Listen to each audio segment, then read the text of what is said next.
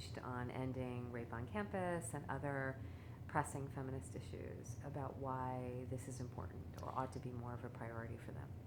And it's not just the millennials, even the older feminists too. They need to recognize that there is a common thread between all of this, and this is all about the patriarchy and the misogynistic interpretation of faith or non-faith, whatever the political or economic structures are.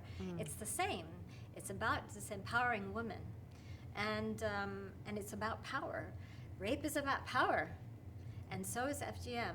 And I think the millennials and feminists in the West need to recognize that it's great that they plunk in a lot of money trying to do away with misogynistic practices in Muslim majority countries, but I think what they need to recognize that whether you like it or not, the power of the language of faith is incredibly important.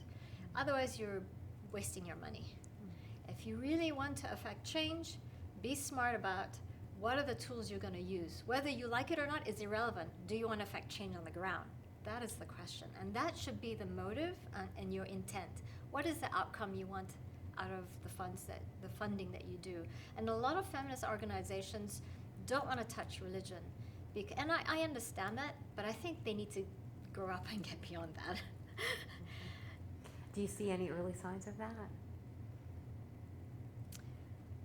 No, not with the feminist organizations. I don't, but I do think that the young millennial women, they need to also realize the sacrifices that the older feminists have gone through and how they shouldn't take their rights lightly, and they should be vigilant, because our rights still, even in America, we still have to fight for reproductive rights in the 21st century.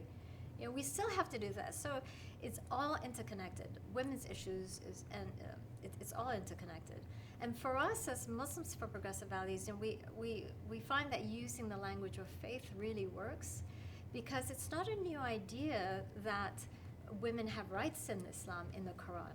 And the fact that the interpretation of the Quran has been so bastardized is the problem of the Muslim world. But fortunately, there are scholars of Islam, and we have the initiative Imams Fashi, where we actually work with imams, male imams, who are fighters of women's and girls' rights in the Muslim world, because they do not want to see the suffering of their communities. They're done with that. Who wants war? Who wants suffering?